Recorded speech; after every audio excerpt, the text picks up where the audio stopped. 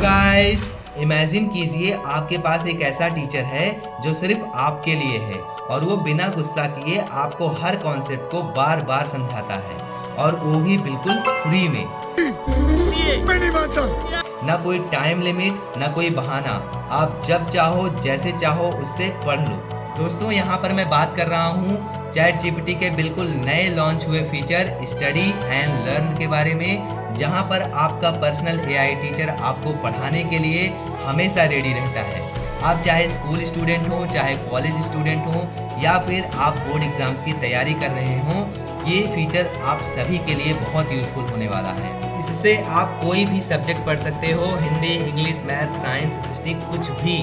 और ये हिंदी और इंग्लिश दोनों में अवेलेबल है, तो आप जिसमें कंफर्टेबल हो उससे आप इसको पढ़ सकते हैं। तो चलिए मैं आपको आपके पर्सनल एआई टीचर का लाइव डेमो करके दिखाता हूँ।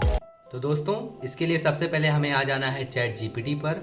तो दोस्तों, सबसे पहले मैं आपको दिखाऊंगा कि एक नॉर्मल चैट जीपीटी आपको कैसे आंसर देता है जब आप उससे कोई क्वेश्चन पूछते हैं पढ़ने के लिए रिलेटेड। जैसे अगर मैं इसको कहता हूँ कि मुझे क्लास 10th की मैथ पढ़ाओ, मुझे क्लास 10th की साइंस का पहला चैप्टर पढ़ाओ, साइंस का पहला चैप्टर पढ़ाओ। अब मैं यहाँ पर इंटर करूँगा तो यहाँ पर आप देख सकते हैं अभी, हाँ, जैसे यहाँ पर देखो बिल्कुल आपका नाम लिख दिया। Chapter 1 chemical reaction and equation पूरा आ गया है। अब यहाँ पर आप देख सकते हैं ये पूरा चैप्टर एक साथ ही पढ़ा दे रहा है। देखिए ये सभी को उदाहरण दे दिया, एग्जाम्पल दे दिया, और ये पूरा लिखता चला जा रहा है। देखिए, ये देखिए। तो ये नॉर्मल चैट जीपीटी ऐसे काम करता है। लेकिन अगर अभी मैं आपको स्टडी एंड लर्न टूल को ऑन करके दिखाऊंगा तब वो कैसे पढ़ाता है, तब एक टीचर की तरह बाकायदा पढ़ाता है। ये भी यूज़फुल है, पहले यही था। और लेकिन अगर आपको पर्सनल एक टीचर की तरह जैसे एक टीचर पढ़ाता है वैसे देखना है तो मैं आपको अभी दिखाता हूँ। तो यहाँ पर हम सबसे पहले इसके लिए हम क्या करेंगे, अपने स्टडी एंड लर्न फीचर को एनेबल करने के लिए आप यहाँ पर टूल्स पे क्लिक कीजिए और सबसे ऊपर आपको यहाँ पर दिखेगा स्टडी एंड लर्न। दोस्तों, ये फीचर जो है ये मोबाइल पर भी अवेलेबल है। मोबाइल में क्या होता है, यहाँ पर इसके नीचे टूल्स नहीं होगा, ऐसे ही आपके जब चैट जीपीटी ओपन करेंगे तो इसके बगल में यहाँ पर होगा। अभी मैं स्क्रीन पे लगा दे रहा हूँ, आप देख लीजिए। वहाँ पर आप क्लिक करके टूल्स को ओपन कर सकते हैं। तो यहाँ पर टूल्स पे क्लिक करेंगे और सबसे ऊपर आपको स्टडी एंड लर्न मिल जाएगा। आप देखिए, अब यही चीज़ मैंने इसको पढ़ाने के लिए बोला था ना, ये पूरा चैप्टर मुझे एक साथ दे दिया। लेकिन अभी मैं स्टडी एंड लर्न के लिए तो मैं उसी को फिर से पेस्ट करूँगा। इसको कॉपी कर लेते हैं, कॉपी।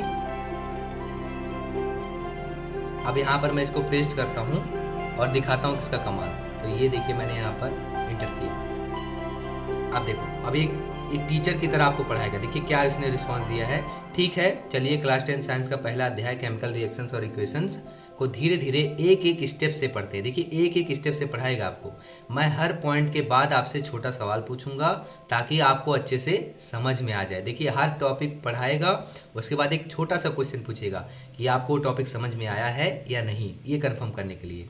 तो ये है इसका कमाल। तो सबसे पहले यहाँ पर रासायनिक अपक्रिया दिख क्या दिया गया है, स्टेप 1। ये सबसे पहले स्टेप में हमको रासायनिक अपक्रिया समझा रहा है। रासायनिक अपक्रिया क्या होती है, जब दो या दो से अधिक पदार्थ आपस में मिलकर नया पदार्थ बनाते हैं और उस प्रक्रिया में कोई बदलाव दिखाई देता है, जैसे रंग बदलना, ताप निकलना, गैस बनना, तो उसे रासायनिक अपक्रिया कहते हैं। उदाहरण भी दिया है, जब हम मैग्नीशियम रिबन को जलाते हैं तो जलकर सफ़ेद राख बनता है। ठीक है, तो यहाँ पर देखिए, अब इसने टॉपिक हमको समझा दिया, इसने एग्जाम उसका परिभाषा और उदाहरण के साथ समझा दिया।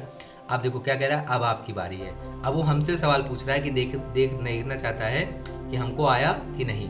तो सवाल क्या पूछा, क्या आपको कोई ऐसा घरेलू उदाहरण याद है जहाँ कोई चीज़ पकाने पर रंग या गंध बदलती हो, जैसे दूध उबालना, लोहे पर जंग लगना, कुछ जलना। तो क्या हो सकता है इसका, जैसे घर में हम देखो क्या करते हैं, जैसे अगर हम चाय बनाते हैं ना, तो पहले सब कुछ एकदम नॉर्मल रहता है ना, तो चाय, पानी, दूध सबका अलग अलग रंग होता है। लेकिन जब चाय बन जाती है तो उसका रंग एकदम लाल हो जाता है ना। तो ये इसका उदाहरण हो सकता है। तो हम ही इसको लिखेंगे, चाय का बनना, एंटर करेंगे। तो जैसे देखिए यहाँ पर उसने कहा ठीक है, बहुत बढ़िया, चाय बनाना एक शानदार उदाहरण है। जब हम चाय बनाते हैं तो पानी गर्म होता है, ताप निकलता है। देखिए मैंने उसको जस्ट एग्जांपल दिया और वो हमारा सही था, इसलिए उसने सही कहा। अब देखिए वो स्टेप 2 पर मुझको ले जा रहा है, यहाँ पर मुझे पढ़ाना रहा है। अब मुझे बता रहा है कि रासायनिक समीकरण क्या होता है। पहले उसने समझाया रासायनिक अपक्रिया क्या होती है। तो ऐसे ये स्टेप बाय स्टेप, यानी आपका कोई भी चैप्टर होगा उसको ये स्टेप बाय स्टेप आपको पढ़ाएगा। अभी मैं आपको इसका एक कमाल का फीचर दिखाता हूँ दोस्तों। ये तो मतलब आपको चैट करना पड़ेगा, लेकिन यहाँ पर इसका एक कमाल का फीचर है वॉइस मोड। इसको जब आप इनेबल करेंगे तो इससे आप डायरेक्टली कम्युनिकेट कर सकते हैं, बात कर सकते हैं। जैसे आप अपने टीचर से क्वेश्चन पूछते हैं वैसे ही ये आपको टीचर की तरह आपको पढ़ाएगा और साथ ही साथ आप इससे क्वेश्चन पूछेंगे ओरली, उसका जवाब भी देगा, हिंदी में चाहे इंग्लिश में। तो मैं हिंदी में सीख रहा हूँ, तो इसको मैं वॉइस मोड ऑन करके दिखाता हूँ। तो यहाँ पे ये फीचर आपके फ़ोन पर भी अवेलेबल होगा, आप फिक्र मत कीजिएगा। तो यहाँ पर हम वॉइस मोड को ऑन करेंगे और चालू होने वाला है। ये रहा, चालू हो गया। अब हम इससे पूछते हैं रासायनिक अपक्रिया कितने प्रकार की होती हैं? बहुत बढ़िया। चलिए अब हम देखते हैं कि इस समीकरण में अभिकारक कौन से हैं और उत्पाद कौन से हैं। अभिकारक रिएक्टेंट्स पहले की बात बोल रहा है। मैंने पूछा रासायनिक अपक्रिया क्या होती है? कोई बात नहीं, चलिए हम फिर से समझते हैं। रासायनिक अभिक्रिया वो प्रक्रिया होती है जिसमें 2 या 2 से अधिक पदार्थ आपस में मिलकर एक नया पदार्थ बनाते हैं और इसमें कोई ना कोई बदलाव दिखाई देता है, जैसे रंग बदलना, गैस का निकलना या तापमान में परिवर्तन। आशा है अब समझ में आ गया होगा। अगर और कोई सवाल हो तो बेझिझक पूछिए। अब मुझे इसका अगला टॉपिक पढ़ाओ, मतलब रासायनिक अपक्रिया के बाद क्या आएगा? जरूर। रासायनिक अभिक्रिया के बाद हम आगे बढ़ते हैं रासायनिक समीकरण की ओर, यानी जब हम किसी रासायनिक अभिक्रिया को सूत्रों के माध्यम से लिखते हैं। उसके बाद हम सीखेंगे कि उसे संतुलित कैसे किया जाता है और फिर रासायनिक अभिक्रियाओं के विभिन्न प्रकार। तो चलिए हम सबसे पहले समझते हैं कि रासायनिक समीकरण क्या होता है। रासायनिक अपक्रिया को संतुलित करने से क्या तात्पर्य है? अच्छा सवाल है। रासायनिक अभिक्रिया को संतुलित करने का मतलब है कि अभिक्रिया के दोनों तरफ, यानी अभिकारकों और उत्पादों के बीच हर तत्व के परमाणु की संख्या बराबर होनी चाहिए। इससे ये सुनिश्चित होता है कि कोई भी परमाणु ना तो बनता है और ना ही नष्ट होता है, बस वो अपने रूप बदलता है।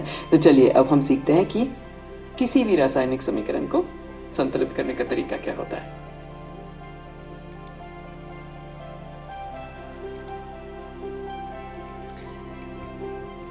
तो देखा दोस्तों, ये था इसका कमाल।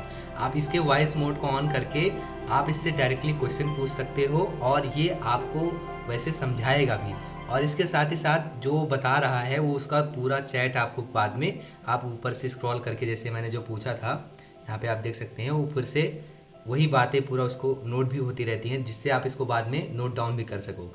दोस्तों इसका यूज़ आप किसी भी सब्जेक्ट को पढ़ने के लिए कर सकते हो। आप हिंदी, इंग्लिश, मैथ, साइंस, या फिर अगर आप कोई रियल लाइफ स्किल सीखना चाहते हो, या फिर कोई कम्युनिकेशन स्किल हो गया, या फिर कोई भी स्किल सीखना चाहते हो, ये आपको लाइव ऐसे ही पढ़ाता रहेगा, स्टेप बाय स्टेप आपको पढ़ाएगा। और साथ ही साथ आपका ये भी देखता रहेगा कि आपको समझ में आ रहा है कि नहीं। जैसे वो एक टॉपिक पढ़ाने के बाद आपसे क्वेश्चन पूछता है, अगर आप उस क्वेश्चन का जवाब सही देंगे तो मतलब आपको आ गया है, और सवाल गलत जवाब देंगे तो मतलब आपको समझ में नहीं आया है, तो वो फिर से उसको समझाएगा। तो ये रहा हमारा आपका सभी का AI पर्सनल टीचर। दोस्तों अभी जाइए ChatGPT पर और स्टडी एंड लर्न फीचर का यूज़ करके कोई भी एक टॉपिक पढ़िए और फिर अपना एक्सपीरियंस कमेंट में बताइए। दोस्तों अगर आपको ये वीडियो हेल्पफुल लगी हो तो इसे अपने दोस्तों के साथ ज़रूर शेयर कीजिए। मिलते हैं एक और नई वीडियो में नए AI टूल के साथ, तब तक के लिए धन्यवाद।